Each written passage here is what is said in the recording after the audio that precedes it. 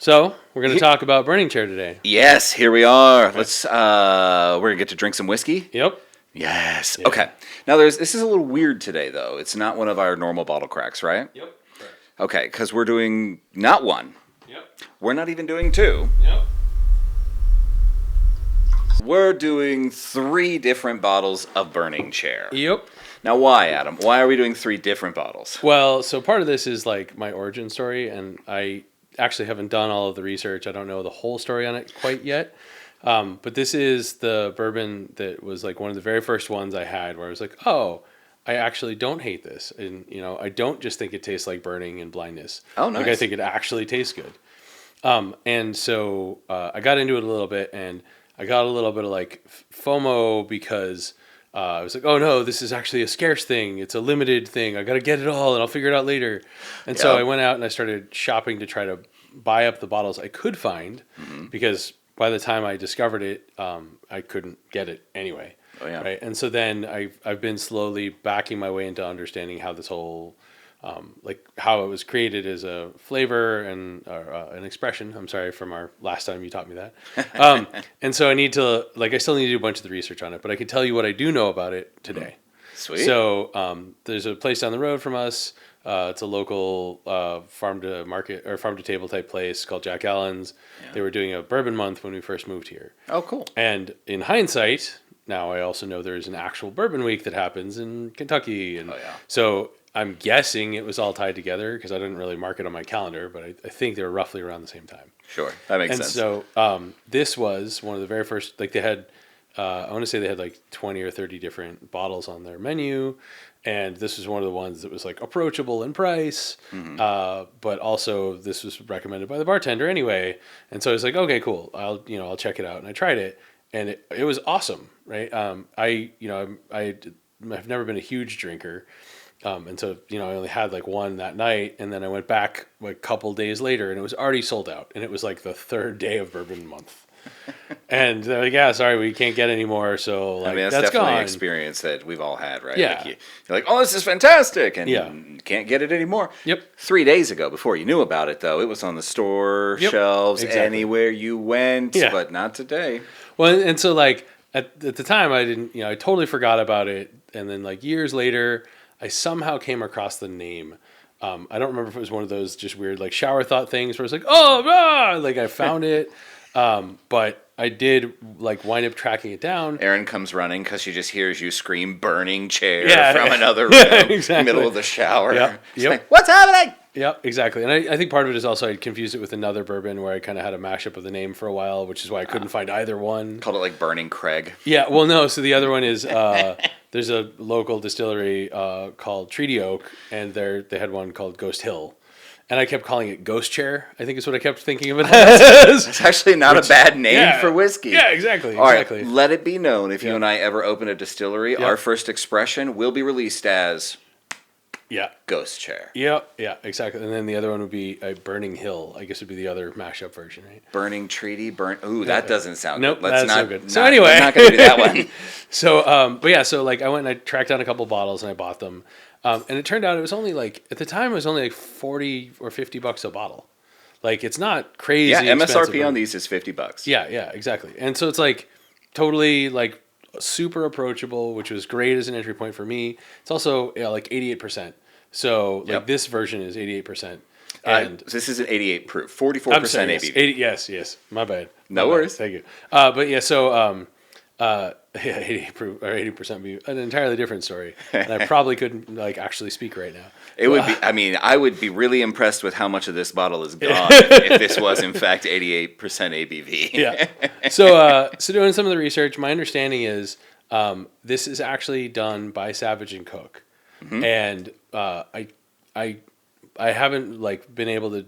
I'm not really familiar with like which of the sources are, verified like journalism and how much of it is just clickbait type stuff. So I'm not sure which story I've read yet is accurate, but my understanding is this was a partnership with Savage and Cook and Dave Finney, I think was his name, who's a vintner. And they hired him to help design the flavor profile for the expression. And so they wanted to get some of his insight is basically from the like designing the red wines that he's cultivated over the years. They wanted to bring that in as part of their design for this expression. And so they partnered with him, and they launched this. My understanding is they launched this as like the flagship design for what would become their new bourbon, like their new flagship bourbon. Yeah. And like the standard one that you normally can find it's a slightly different proof. It's a slightly different flavor. I think they're using general red wine as a finish instead of like his original like barrels from the release they did. And I think they only made like 1,500 bottles or something. It's a relatively limited run. Yeah. Which is why I got all nuts about like I'll buy it first and figure it out later. Because I want to buy them now when they're $40 a bottle instead of wait until it's a rare find and then $400 a bottle, right? So yeah, and you know, I mean, it's a really impressive entry point, right? This is the sort of thing that is a little bit more craft. It's a little bit more niche, right? This is a red wine aged bourbon, and not just red wine, but like specialty red wine chosen by a vintner in partnership. When a reputable vintner too. If I recall, Dave Finney is I think he's if I recall. He's out of Napa Valley. He's but he's like a name there. He's not just a guy that makes wine. Exactly. They didn't grab the dude who like put the stuff in for Franzia in the box wine. No, that's not what's happening here. Now, Savage and Cook, of course, is a rebottler. That's what they do. They're not a distiller themselves. They buy and then they do other things. As a bourbon, though, like it's a fantastic bourbon. Like you said, 88%, or excuse me, 88. Gotcha. It's 88 proof, 44% ABV. 4 years in the barrel charred oak casks, followed by finishing in the red wine casks. It's a pretty decent thing. Is there a difference between each of the three bottles? So that's actually interesting, right? So this is the one I originally bought. Okay. And I'm pretty sure this is the one I had when I first had it at the bar down the block. We're gonna have to figure it out because we're gonna have to start somewhere, right? Yeah, but so definitely a difference. Like you can see color, with the viewers. Well, and so and part of that's going to be offset by how much is gone. But the other trick to this, right? If you look at this one, this is like clearly a production version, right? And so is this other one, which is like clearly a production version. I'm not sure what the difference was for the clear versus the black bottle, for example. But these are both clearly the full production runs. Whereas this one was actually given to me as a gift by one of the friends we've made in this journey, who's she works at one of the local places that we frequent for buying all of our stuff. And she's a Scotch fanatic, but she happened to have this in her collection, and she's like, "Oh, I remember you mentioned this. Here you go." Oh yeah, like Caitlin. Yep, exactly. Caitlin, great people. She'll be on the show at some point for sure. Exactly. So she brought this in and shared it the other day. And this one, if you look, you can actually see like it's got a handwritten label. It's actually got the custom barrel selected. Bourbon Pursuit keg and bottle is where this is from. And it's got the barrel number, and it's got like a bunch of the other like rating on it. Can I see? Yeah, exactly. But it's also got like information about, I believe, the actual vintner as well. So if you look at the back label, the back label mentions the name of I think Dave Finney's Chateau de Passy, Department of Greenwich Barrels. Okay. Yeah. Bowery, France. Interesting. Yeah. Okay, so my best guess, right, lineage wise, would be like this is sort of the this was probably part of the launch set. Yes. That was done as part of the like publicity blitz. And then it went off so well they came out with it again. Well, yeah, I'm not sure if they came out off of it again or if this was done as like this might have been done as part of like the very first like barrel selection program with like when they launched it, and then this would have been the production version of it as far as I can tell. Totally. Because it still is This is likely just a rebottling. Right. So this is probably the same juice as that. Yeah, that'd be my best guess. But I think this, when they talk about the 1,500 bottles total, that was like one of the things I need to check is if it's this version or if it's like this version. So, yeah, because as far as I can tell, it's out of circulation. I mean, it makes sense that it would be this version because we've got a numbered bottle, right? Yeah. These two, of course, not being numbered bottle makes sense that they wouldn't. But I'll be excited to find out what you find out. Yeah, so I'll definitely have to do a little bit of homework and come back with that. I think the best way to do homework though is after drinking. Yep. So can we? No, I'm sorry. Can we actually start? Start? Yeah, absolutely, absolutely. I want to start here with the one we think is the original. Oh, gee, this is like a tricky bottle. Oh, and the whole thing is fully glass corked. Oh, shit. Yeah, I don't want to like nick it and drop like a piece of actual glass into the. Yeah. It's got a rubber seal, but the whole rest of it is glass fitting. And then is this glass cork too? Yeah, they all are. Oh, that's cool. Yeah, and so that's a nice little interesting feature. Yep. Oh yeah. That was nice, delightful. So. All right. I'm not gonna lie, I'm stoked about this. Are you ready? I'm pretty excited. And here we go.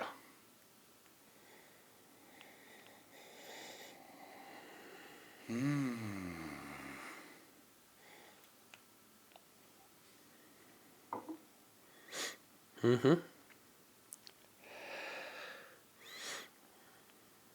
That's interesting. So that's got an interesting nose on it. It's really, really light and airy. Almost I'm not going to say it. I'm not going to use that word. It reminds me of a hospital when you walk in and you can smell the cleanness. Mm-hmm. It doesn't smell like antiseptic. This is not Lagavulin. Right. But there's something really airy and slightly perfumed about it. Maybe almost like, no, not a hospital, a nail salon. Oh, like from a distance though, right? 'Cause yeah. Those are pretty overbearing. Yeah. A nail salon, a faint nail salon. That's what I get a little bit of, but I also get some stone fruit. This is, actually, it's on here. It's got the little label and stuff where it talks about the fact that it's done with Cabernet wine barrels. Cabernet. Makes sense. Yeah.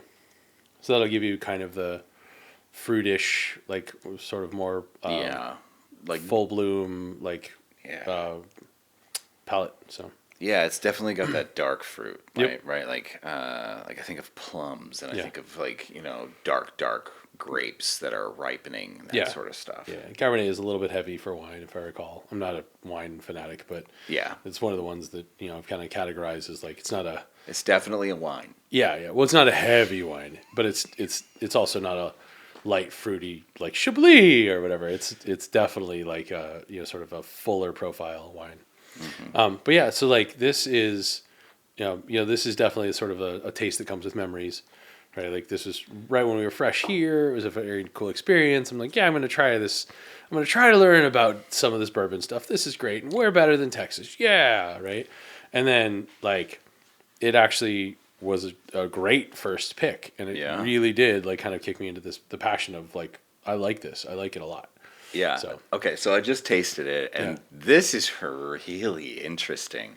This was like brown sugar followed by like heavy plums followed by like smoked cigar. Mm-hmm. And when I say followed by, I mean I went through a roller coaster ride of flavors to land at a lovely graham cracker finish. Yeah. And honestly, that's a really really impressive pour. Yeah, I like it quite a bit, right? And to me, like being a novice, right, I can tens of drinks worth of experience here that I can share with you. But like to me, this is the value in having somebody where you get that collaboration with a vintner, for example. And we'll talk about another one I found that I like also, similar story. Oh yeah. So like I really like the idea of this crossover of like different perspectives, different expertise, but like similar fields, right? And so it really, in my opinion, is like a sort of total like win as far as that goes. I'm not gonna lie. This is incredible. And this is very different than what we're about to taste. Yeah. Because I've had what we're about to taste. Yep. And this... Okay, so first of all, I'm noticing a few things. Definitely not the same juice because this was aged 5 years, not 4. Yep. This was made in Maori, France. And... Like, I mean... I just got to say, if you have the opportunity, try that. Yeah. If you have the opportunity for a dram of Burning Chair from the original release, we think, no guarantee, I cannot recommend it enough. Mm-hmm. Oh my God, it's but so good. Important to this whole process is comparing them. So. Yep. I know. Twist your arm.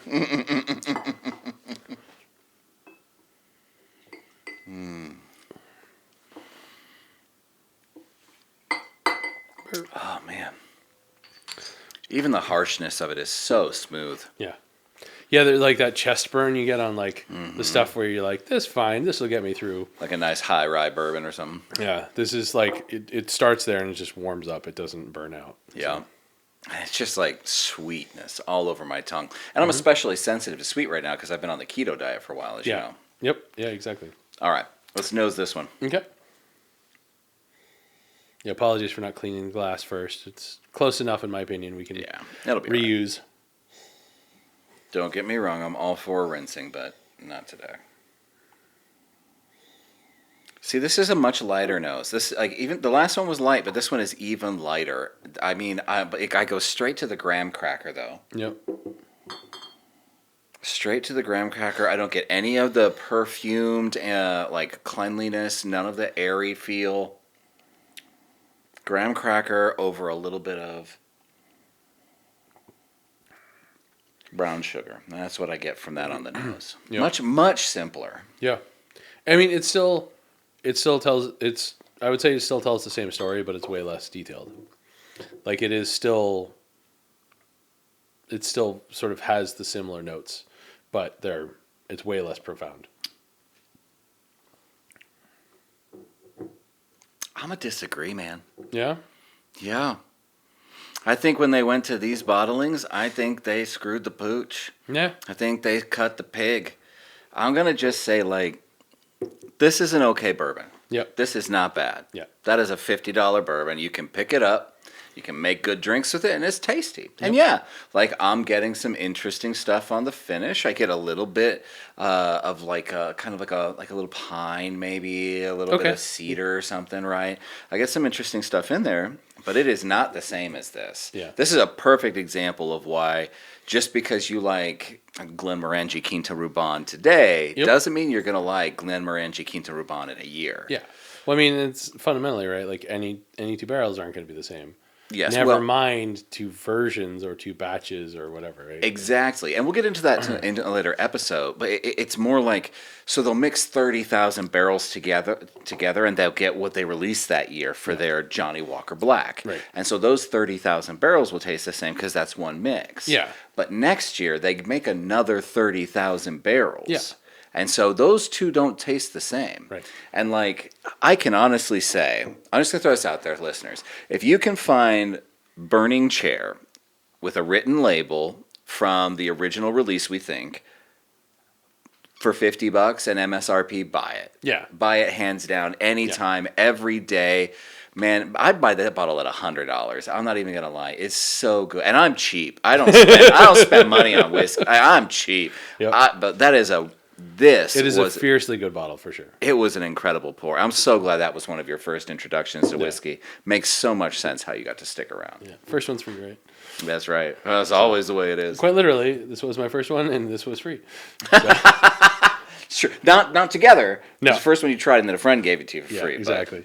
Newest one, totally different bottle again. Totally different juice again. Yeah.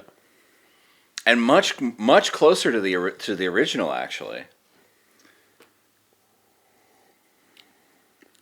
Yeah, like okay, we don't have the perfumed nail salon, but we do have. It's smoother than this one. Oh yeah, we do have good strong brown sugar. We got that graham cracker I was talking about on the first one. We get back into dark fruits, the plum, the dark grapes that are ripening. So we get back into a little bit of that. This one is a little heavier on the brown sugar, a little heavier on the graham cracker than this one. This one leaned way more into the wine notes than this did. Yeah. I think probably because this got a whole additional year. Yeah.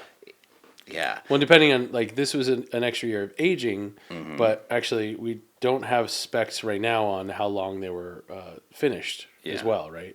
Oh, no. So aging includes finish. Oh, does it? Okay. Yes. So what? So for instance, that would be 4 years in charred oak, 1 year in the wine. Well, 4 or more years, right? Because finishing's Finishing is a part of the aging process. right. But it's there's no like rule around it per se, right? True. Finishing is a process that, from what I understand, and if I'm incorrect, please, listeners, write us in and let us know. Happy to fix it. Finishing is a process that really started with Dr. Bill Lumsden, the head distiller of Ardbeg and Glenmorangie. And the idea was you completed the aging process in a charred oak barrel, and then you took the juice and you put it into a barrel that was used to age something else, and some of that character influenced the whiskey. Right. We see it a whole lot in sherry casks. That's going to be one of the most common ones. Yeah. We also especially with bourbons because they like sweet stuff. Exactly. Yeah. What's the name of the guy? You said Dr. what? Dr. Bill Lumsden. Okay, so I got totally for a second heard Dr. Bill Lumberg and just wound up in an Office Space moment. So I'm like, oh no. No. He's a great guy. I've gotten to watch him speak, but he's the head distiller of the two, and he's attributed with being the guy who kind of brought about finishing recently. And yeah, man. Yeah. So like, the amount of time that it's finished affects the flavor for sure, but that's up to the head distiller and is not indicated on the bottle, right? Yeah. So he could finish it for 6 weeks. He could finish it for a year. Yeah. Literally. I'm rating these real quick. Sorry. Like, No, you're good. Clear winner, second place, and then like way back in third. Like, awesome. I love what they did. Yeah. Thank you, Mr. Finney, for a wonderful spirit. This one also so good. So good. Really worth it if you see it around.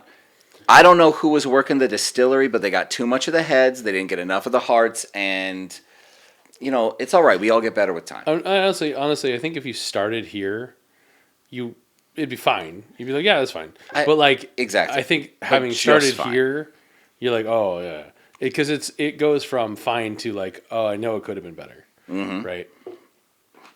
And I think like this falls in with a lot of that like kind of weird, like you just see it on the shelf, MGP juice. Yeah. It's like another cool brand design shouting out at you from the thing, and you look at it and you're like, I'm pretty sure that's MGP juice, but I'm not sure. Yeah. That's what this tastes like. This is what I end up with when I pick up one of those random bottles.